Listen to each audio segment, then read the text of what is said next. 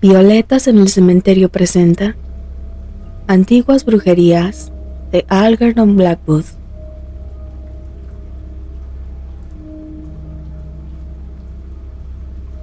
Capítulo 1.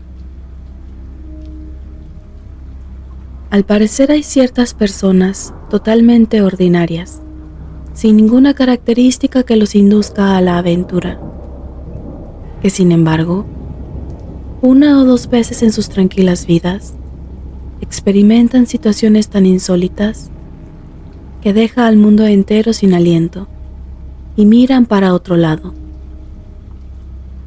Y usualmente son casos de este tipo los que suelen caer dentro de la amplia red de John Silence, doctor psíquico, quien apelando a su profundo humanitarismo, a su inagotable paciencia y a sus grandes cualidades de simpatía espiritual,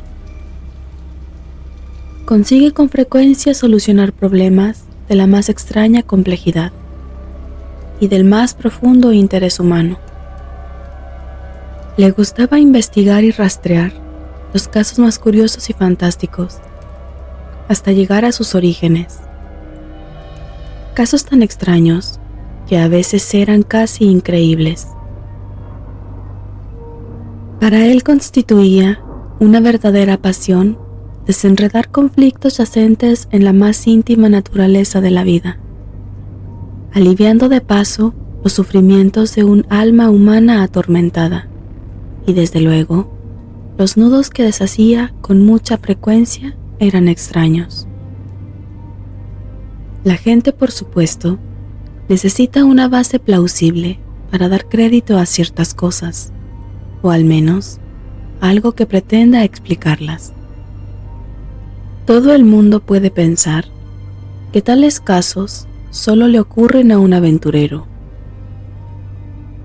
Estas personas llevan consigo mismas la adecuada explicación de sus emocionantes vidas, y sus personalidades les impulsan continuamente a la búsqueda de nuevas aventuras.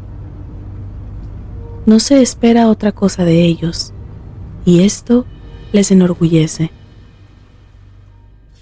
Pero las personas ordinarias parecen no tener derecho a vivir experiencias del más allá, y si las tienen, la gente que no espera tal cosa de ellas queda sorprendida, por no decir enojadas, ya que su visión del mundo se ha visto rudamente perturbada. ¿Cómo que le pasó algo así a ese hombre?, exclaman. A un hombre tan ordinario. Es demasiado absurdo. Debe haber alguna equivocación. Sin embargo, no cabe duda de que al insignificante Arthur Besant le sucedió efectivamente algo sumamente curioso, por lo cual acudió a consulta con el Dr. Silence, a quien le platicó todos los detalles. Y no cabe duda de que aquello le sucedió realmente.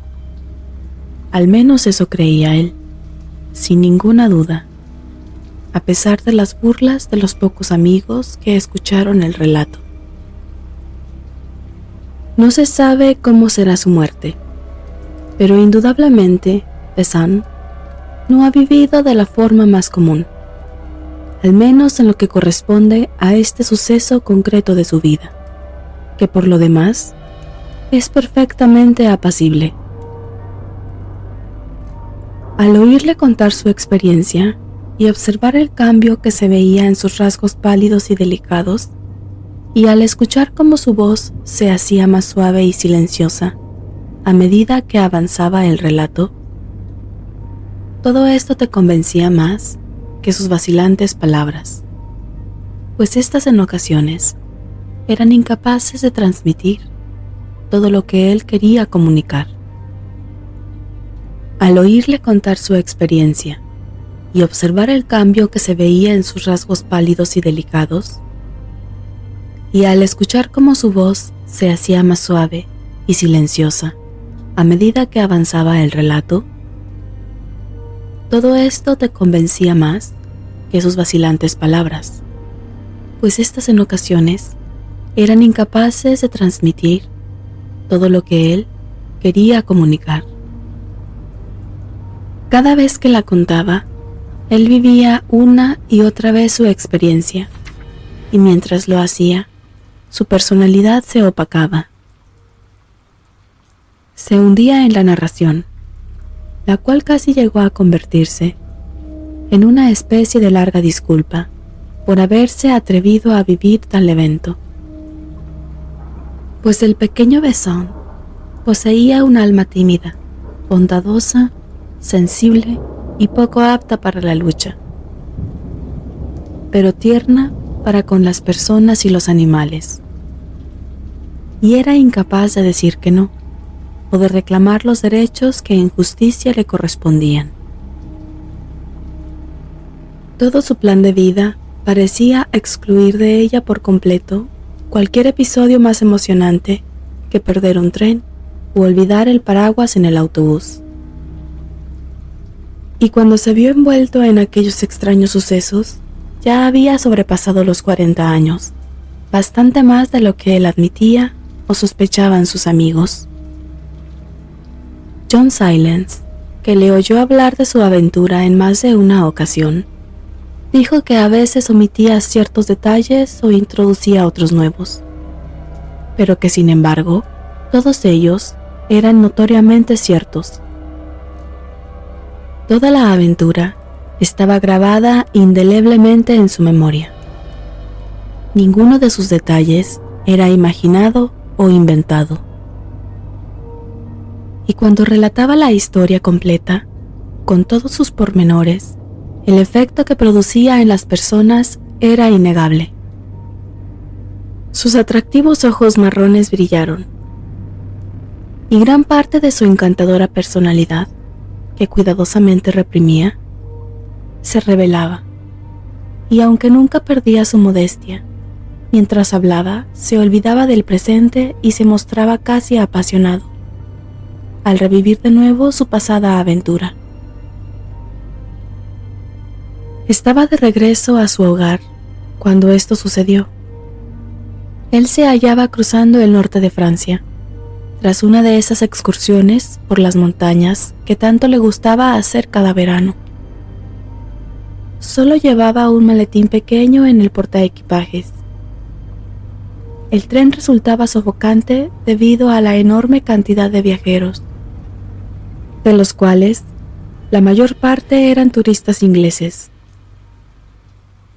Estos le disgustaban mucho, pero no porque fuesen compatriotas, sino porque eran ruidosos e impertinentes, y conseguían borrar con sus largas piernas y trajes de tweed todo el encanto que aquel día le había traído, sumergiéndolo dulcemente en su propia insignificancia y haciéndole olvidarse de su propio ser. Estos ingleses armaban a su alrededor un fragor insoportable y le hicieron pensar en que debería mostrarse más enérgico y menos tímido, y que no reclamaba lo suficiente algunas cosas, que si bien no le eran necesarias y carecían realmente de importancia, constituían pequeñas satisfacciones de las que tampoco tenía por qué privarse, como por ejemplo, sentarse junto a la ventanilla, subir o bajar la persiana según le conviniese, etc. Así que él se sentía incómodo en el tren y deseaba que el viaje hubiera terminado y encontrarse de nuevo en su cómoda casita de Surbiton, en compañía de su hermana.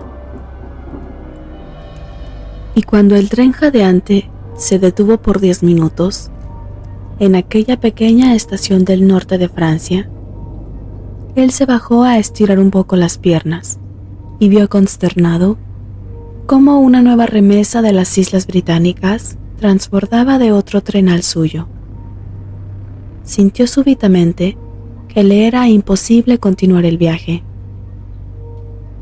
Incluso su alma apática se rebeló ante tal perspectiva, y la idea de pasar la noche en el pequeño pueblo y proseguir el viaje al día siguiente, en un tren más lento y menos atestado, se fue adueñando de su mente.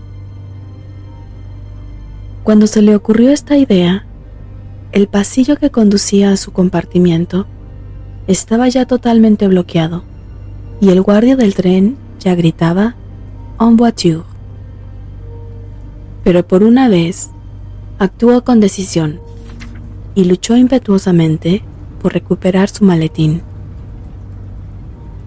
Viendo que el pasillo y los escalones estaban atascados, golpeó la ventanilla, pues junto a ella estaba su asiento, y rogó al hombre francés que iba sentado frente a él que le alcanzase su equipaje, explicándole torpemente, pues su francés era algo limitado, que deseaba interrumpir allí su viaje. Y este anciano francés, según él declaró, le arrojó una mirada entre advertencia y reproche que no podrá olvidar nunca hasta el día de su muerte. Le dio el maletín a través de la ventanilla del tren ya en movimiento y al mismo tiempo dejó caer en sus oídos una larga frase, dicha rápidamente y en voz baja, de la que tan solo fue capaz de comprender las últimas palabras: "Accuse de sommeil et accuse de chat". En respuesta a la pregunta hecha por el Dr. Silence, quien gracias a su singular agudeza psíquica, enseguida había comprendido que este francés representaba un punto vital de la aventura, Besson confesó que el hombre le había impresionado favorablemente desde un principio, aunque no era capaz de explicar por qué. Habían estado sentados el uno frente al otro durante las 4 horas que había durado el viaje. Y aunque no habían entablado conversación, pues Besson se mostró tímido debido a su torpeza en el idioma, había tenido la vista continuamente fija en la cara del francés, casi de manera insolente. Ambos habían evidenciado, con toda clase de pequeñas cortesías y atenciones, su deseo de mostrarse amables. Se habían agradado mutuamente, y sus personalidades no chocaban, o mejor dicho, no habrían chocado de haber sido amigos. El francés, en efecto, parecía desde luego haber ejercido una silenciosa influencia protectora sobre el pequeño e insignificante inglés, y sin palabras ni gestos había dado a entender que le agradaba y que gustosamente le habría hecho cualquier favor. ¿Y esa frase que dejó caer junto al maletín?, preguntó John Silence, sonriendo con esa simpatía habitual con la que siempre lograba vencer las defensas de sus pacientes. ¿Es usted capaz de recordarla exactamente? Fue tan rápida, vehemente y en voz tan baja, explicó Besson con su vocecilla, que no me enteré prácticamente de nada. Solo pude comprender unas pocas palabras, las últimas, y eso porque las pronunció muy claramente y sacando la cabeza por la ventanilla para que le oyese mejor. «Accuse du sommeil et accuse du chat», repitió el Dr. Silence, como hablando consigo mismo. «Eso es, exactamente», dijo Besson, que quiere decir algo así como «a causa del sueño y a causa de los gatos», ¿no es así? Ciertamente, así lo traduciría yo, observó brevemente el doctor, que no deseaba interrumpir más de lo necesario. Y el resto de la frase, es decir, todo el principio que no pude comprender, era como una advertencia de que no hiciera no sé qué, de que no me quedase en aquel pueblo, o quizá en algún lugar determinado de él. Esta fue la impresión que me dio. Después, por supuesto, había partido aquel tren bullicioso, y Besson había quedado solo y bastante olvidado en el andén. El pueblecito se alejaba dispersándose sobre una colina que se levantaba más allá de la llanura, donde estaba la estación, y lo coronaban las torres gemelas de la catedral en ruinas, asomándose por encima de la cumbre.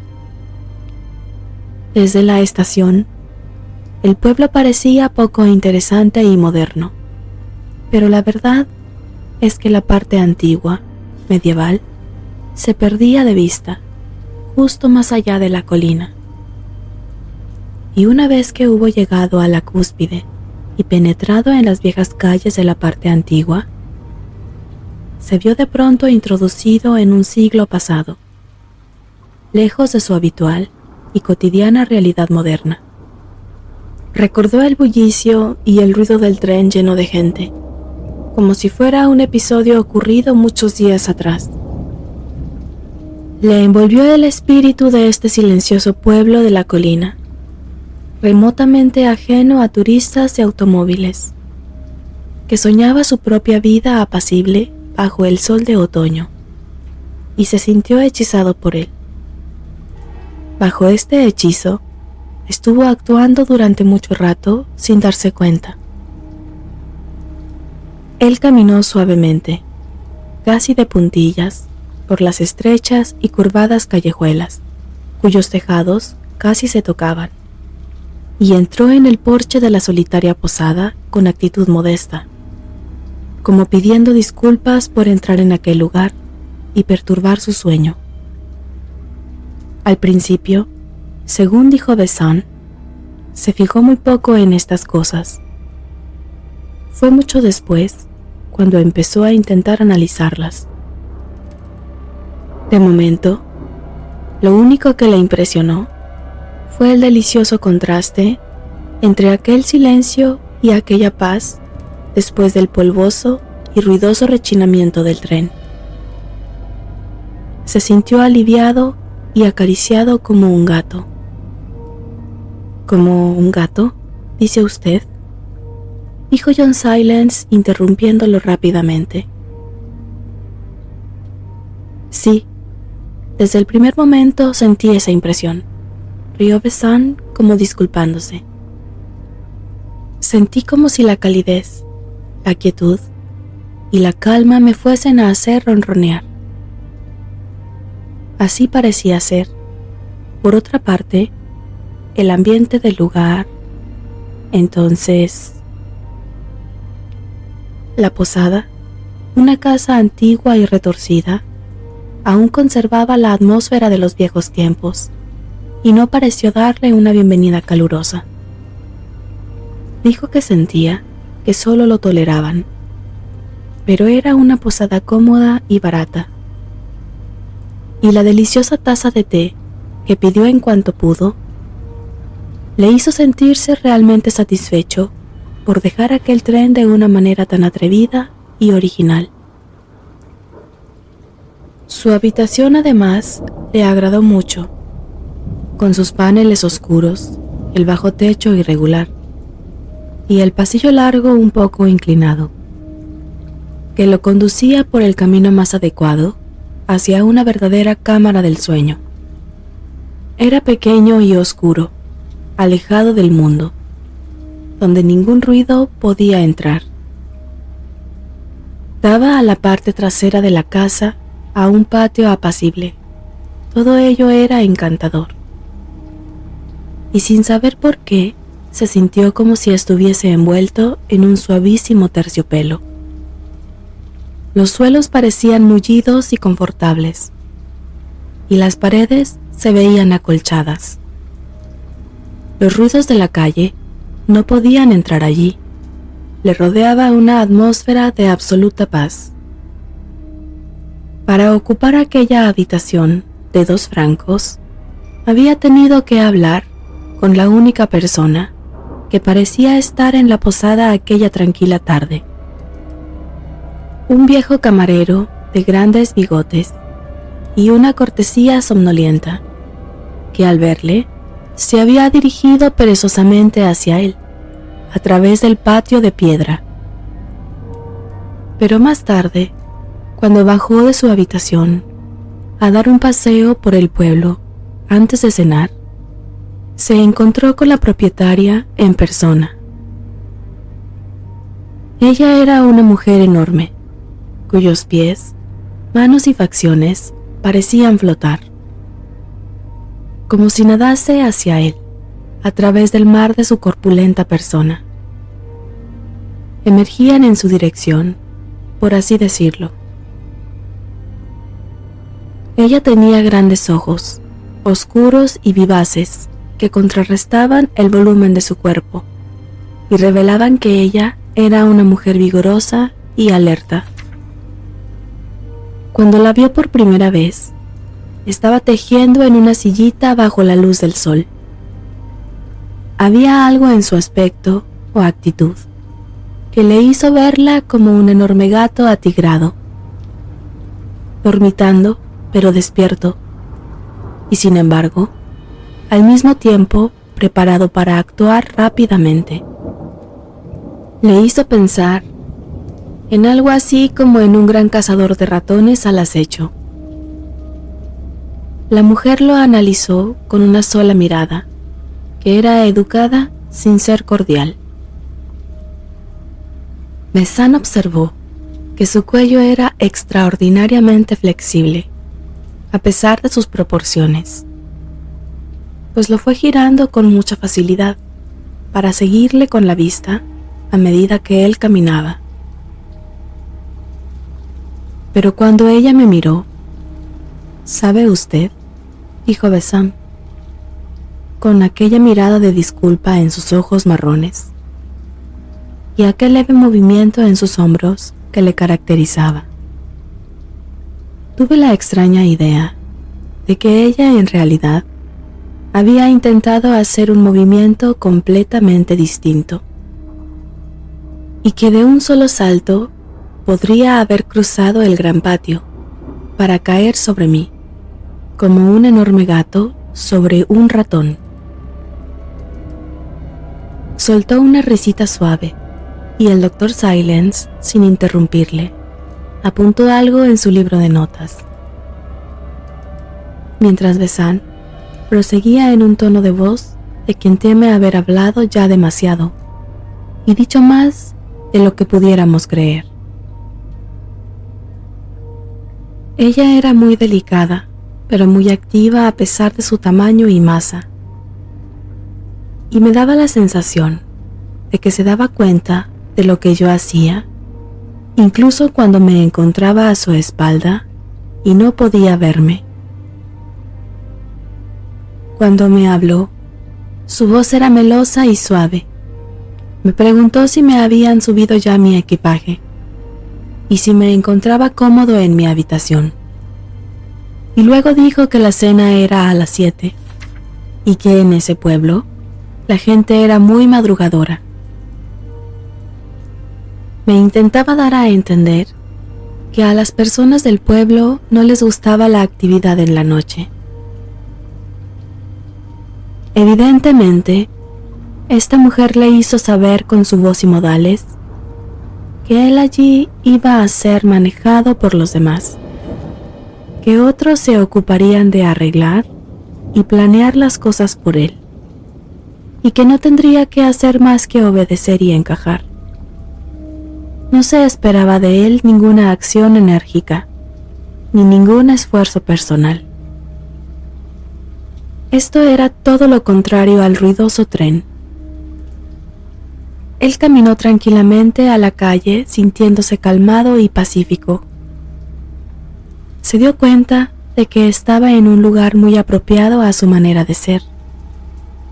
Le era muy fácil obedecer y empezó a ronronear otra vez, y sintió que todo el pueblo ronroneaba con él.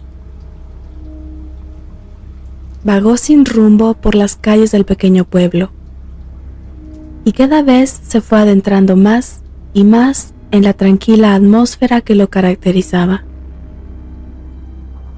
El sol de septiembre caía oblicuamente sobre los tejados Bajando por los callejones, enmarcaba los ruinosos y ondulados aleros y las ventanas abiertas.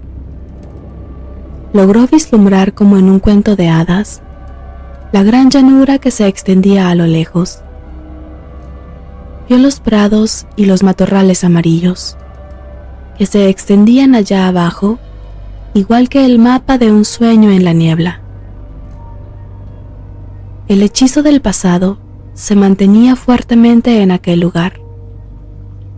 Las calles estaban llenas de hombres y mujeres pintorescamente vestidos, todos ellos muy atareados en sus respectivos quehaceres. Pero ninguno pareció fijarse en él, y se volvió a mirar su aspecto llamativamente inglés. Fue incluso capaz de olvidar que con su marcado aspecto de turista, constituía una nota falsa en aquel cuadro encantador, y se fue fundiendo cada vez más con el ambiente, sintiéndose deliciosamente insignificante, sin conciencia de sí. Era como si poco a poco entrara en un sueño de colores suaves, pero era en forma tan gradual que ni siquiera se diese cuenta de que era un sueño. En el lado este, la colina descendía bruscamente y la llanura de abajo se convirtió de repente en un mar de densas sombras que se acumulaban en pequeños parches de bosque. Parecían islas, y los campos de rastrojo eran como aguas profundas. Vagabundeó a lo largo de antiguas murallas que sin duda alguna vez fueron formidables, pero ahora solo eran una visión encantadora de murallas grises y desgastadas, cubiertas de enredaderas.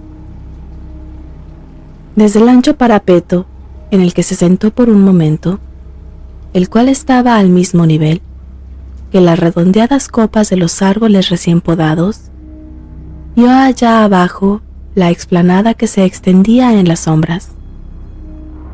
Aquí y allá, un rayo de sol amarillo se posó en las hojas marchitas. Miró hacia abajo desde la altura y vio que la gente del pueblo paseaba de un lado a otro en el fresco atardecer.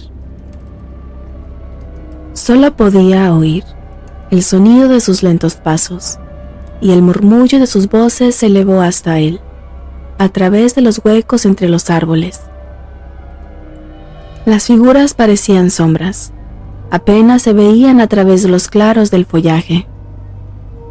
Allí estuvo sentado durante algún tiempo, pensativo, sumergido en las olas de murmullos y ecos desvanecidos que llegaban hasta él, amortiguados por las hojas de los árboles.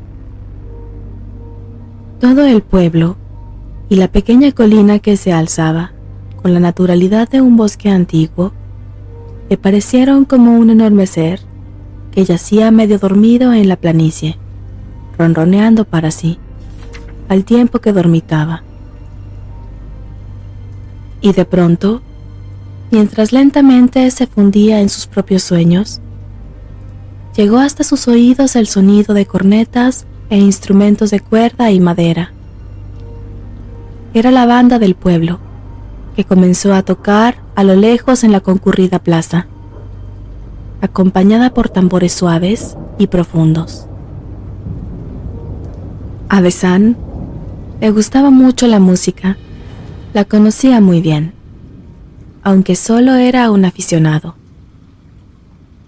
Incluso se había aventurado a componer tranquilas melodías, sin que lo supieran sus amigos, delicadamente matizadas con una corda, y que solo tocaba para él.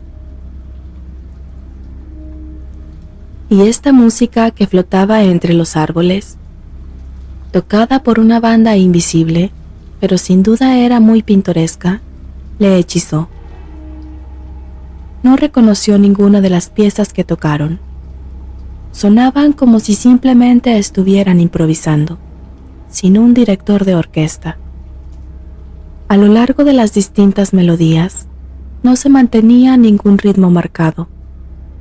Empezaban y terminaban de una manera singular, igual que el viento soplando a través de una arpa eólica. La música formaba parte del lugar y la escena, así como la moribunda luz del día y la tenue brisa acariciante. Le acompañaban las melosas notas de las viejas y plañideras trompetas, mezcladas con el sonido agudo de las cuerdas. Todo esto se veía sofocado por el continuo retumbar del grave tambor. La música lo hechizó con intensidad. Era demasiado fascinante para ser totalmente agradable. En todo esto, había ciertamente una atmósfera mágica. Esa música le pareció extraña, pero al mismo tiempo familiar. Le hacía pensar en los árboles siendo movidos por el viento, en brisas nocturnas silbando en las cuerdas y chimeneas, o entre los aparejos de barcos invisibles. Y el símil irrumpió en sus pensamientos con violenta intensidad. Suenan como un coro de animales, de salvajes criaturas, reunidas en alguno de los más desolados parajes del mundo, aullando y cantando a la luna. Le parecía oír incluso los lamentos y gritos semi-humanos de los gatos en los tejados nocturnos. Y esta música, de intervalos fantásticos, amortiguada por los árboles y la distancia, le hizo pensar en una extraña reunión de estas criaturas, en algún remoto tejado, cantando a coro su música solemne, para sí mismos y para la luna. Al momento, se dio cuenta de que era muy extraña la imagen que la música le sugería, puesto que su sensación se expresaba mejor de una manera visual que de cualquier otra. Los intervalos ejecutados por los instrumentos eran increíblemente extraños y sugerían imágenes de gatos sobre los tejados. Los crescendos subían velozmente y los diminuendos bruscamente se precipitaban en las notas más graves. Pero al mismo tiempo de la melodía se desprendía una dulzura plañidera, y por otra parte, las discordancias de los instrumentos eran tan singulares que no perturbaban sus oídos, como lo hubiera hecho, por ejemplo, un violín desafinado. Durante largo rato estuvo escuchando, entregándose por completo, y luego volvió lentamente a la posada, envuelto en el crepúsculo y en el aire que se iba volviendo frío. ¿Y no vio nada que lo alarmara?, interrumpió brevemente el Dr. Silence. Absolutamente nada, dijo Besant. Pero ya sabe usted, todo era tan fantástico y encantador que me quedé profundamente impresionado. Quizá demasiado, explicó amablemente, y quizá fue mi imaginación la que causó todo esto, pues mientras regresaba a la posada, el hechizo del lugar empezó a apoderarse de mí de muchas maneras, aunque todas ellas eran distintas. Pero hubo otras cosas que aún no me puedo explicar. ¿Quiere decir incidentes? Creo que apenas se les pueden llamar así. En mi mente se fueron amontonando un tropel de vívidas sensaciones que no puedo desentrañar. Acababa de ponerse el sol, y los viejos y destartalados edificios trazaban mágicas siluetas sobre un rojo y dorado cielo opalescente. La oscuridad se derramaba por los curveados callejones. La colina estaba ceñida en todo su contorno por un oscuro mar, cuyo nivel aumentaba con las tinieblas. El hechizo de este tipo de escena ¿Sabe usted? Puede llegar a ser muy conmovedora. Y así lo fue aquella noche para mí. Sin embargo, me di cuenta de lo que yo sentía no estaba relacionado con el misterio y la maravillosa escena. Quiere decir que las sutiles transformaciones del espíritu no provienen únicamente de la belleza, indicó el doctor al notar que vacilaba. Exactamente, continuó Besant, animándose de nuevo y sin miedo de que nos riéramos de él. Mis impresiones venían de otro lugar. Por ejemplo, al bajar por la bulliciosa calle principal, donde hombres y mujeres regresaban alegremente a casa del trabajo, compraban cosas en puestos y tenderetes, y charlaban ociosamente formando grupitos. Vi que yo no despertaba el menor interés, y que nadie volteaba a mirarme como si fuera un extranjero. Yo era totalmente ignorado. Y entonces, de repente me di cuenta de que esa indiferencia y falta de curiosidad eran simplemente fingidas. De hecho, todo el mundo me estaba mirando. Cada movimiento que yo hacía era advertido y observado. Su indiferencia era un acto cuidadosamente realizado. Hizo una pausa para ver si nos reíamos de él. Luego continuó tranquilo. Es inútil preguntarme cómo me di cuenta de esto, porque sencillamente no puedo explicarlo. Pero el descubrirlo me produjo una gran impresión. Sin embargo, antes de llegar a la posada, hubo otra cosa que surgió fuertemente en mi mente y me obligó a reconocerlo como verdadero. Y esto también, puedo decirlo ahora, fue igualmente inexplicable para mí. Quiero decir, solo puedo contarte el hecho tal como me sucedió. El hombrecillo se levantó del sillón y se quedó de pie, sobre la alfombra y ante el fuego. Su desconfianza disminuyó por momentos, a medida que se perdía de nuevo en la magia de su vieja aventura. Incluso sus ojos le brillaban al hablar. Bien, continuó con su suave voz, la cual se elevaba cuando se emocionaba. Estaba en una tienda la primera vez que lo pensé, aunque creo que esa idea ya llevaba un buen rato fraguándose inconscientemente en mi mente para aparecer de manera tan súbita. Me parece que estaba comprando unos calcetines, rió. Y mientras luchaba para hablar en francés, me di cuenta de que a la mujer en la tienda le importaba un comino si compraba algo o no. Le tenía sin cuidado si vendía o no. Lo único que hacía allí era simular que vendía. Esto quizá les parezca un incidente muy pequeño y fantasioso para edificar sobre él todo lo que le sigue. Pero realmente no fue tan pequeño. Lo que quiero decir es que esta fue la chispa que encendió el reguero de pólvora que llegó a producir el enorme incendio en mi mente. De repente me di cuenta de que el pueblo era muy distinto a como yo lo había visto antes. Las verdaderas actividades y los intereses de la gente eran otros, y muy distintos de lo que parecía. La realidad de sus vidas quedaba oculta en algún lugar invisible detrás de ese escenario. Su bullicio y actividades no eran sino apariencia externa, que enmascaraba sus verdaderas intenciones. Compraban y vendían, comían y bebían. También paseaban por las calles.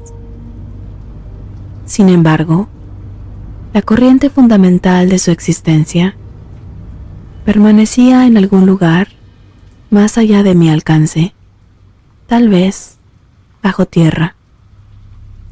En las tiendas y en los puestos, no les importaba si yo sentía o no interés por sus artículos. En la posada, eran indiferentes, así me iba o me quedaba. Sus vidas estaban alejadas de la mía. Brotaba de fuentes ocultas y misteriosas. Fluía lejos de mi vista, de manera desconocida. Todo era una farsa enorme y deliberada, quizá montada en beneficio mío, o quizá para sus propios fines. Pero el curso principal de sus existencias se dirigía a otro lado. Yo sentía algo así, como cuando te introducen una sustancia extraña y hostil en el cuerpo. Y trata por todos los medios expulsarla o absorberla. Esto mismo estaba haciendo aquel pueblo conmigo. Esta extraña idea se apoderó de mí cuando regresaba a la posada y comencé a imaginar apresuradamente dónde podría residir la auténtica vida de este pueblo y cuáles podrían ser los intereses y actividades reales de sus vidas ocultas. Y ahora que mis ojos estaban parcialmente abiertos, pude observar 3 detalles que me intrigaron. El primero fue el extraordinario silencio que reinaba en todo el lugar. Todos los ruidos del pueblo estaban ahogados o sofocados. Aunque todas las calles estaban empedradas, la gente se movía silenciosamente, suavemente, como con pies acolchados, igual que los gatos. Nada hacía ruido, todo estaba en silencio, mudo y amortiguado. Las mismas voces eran bajas, susurrantes como ronroneos. Nada clamoroso, vehemente o enérgico, parecía vivir en aquella atmósfera adormecida, de sueños suaves, que envolvía al pueblecito dormido en la colina. Era como la mujer de la posada. Se encontraba en reposo, ocultando una intensa actividad y sus desconocidos propósitos. Sin embargo, no había ningún signo de letargo o lentitud en ninguna parte. La gente estaba activa y alerta. Todo estaba envuelto en un amortiguamiento mágico y misterioso, como en un hechizo. Lesan se pasó un momento la mano por los ojos, como si sus recuerdos se hiciesen demasiado dolorosos. Su voz se había ido convirtiendo en un susurro. Por lo tanto, habíamos escuchado, con cierta dificultad, la última parte de su relato. Era evidente que lo que nos estaba contando era cierto, y también que se trataba de algo que a él le gustaba y odiaba contar. Volví a la posada, prosiguió en voz más alta, y cené. Me sentí en un mundo totalmente extraño. Allí se iba desdibujando mi antiguo mundo de realidades. Me gustase o no, me tenía que enfrentar con algo nuevo e incomprensible. Lamenté haber dejado el tren tan impulsivamente. Me hallaba metido en una aventura, y yo siempre he sido enemigo de ellas, considerándolas como algo totalmente ajeno a mí. Además, sentía muy dentro de mí que me hallaba a las puertas de una aventura que iba a tener lugar en un terreno que yo no podía controlar ni medir. Y a mi asombro se mezcló un sentimiento de angustia por la estabilidad de lo que durante 40 años había considerado mi personalidad. Subí y me acosté, mientras mi cabeza rebosaba con pensamientos extraños, pensamientos que eran inusuales para mí. Para aliviarme, seguí pensando en aquel tren encantador, prosaico y ruidoso. También pensé en todos sus sanos y ruidosos pasajeros. Casi deseaba volver a estar con ellos. Pero mis sueños me condujeron a otros terrenos. Soñé con gatos, con criaturas de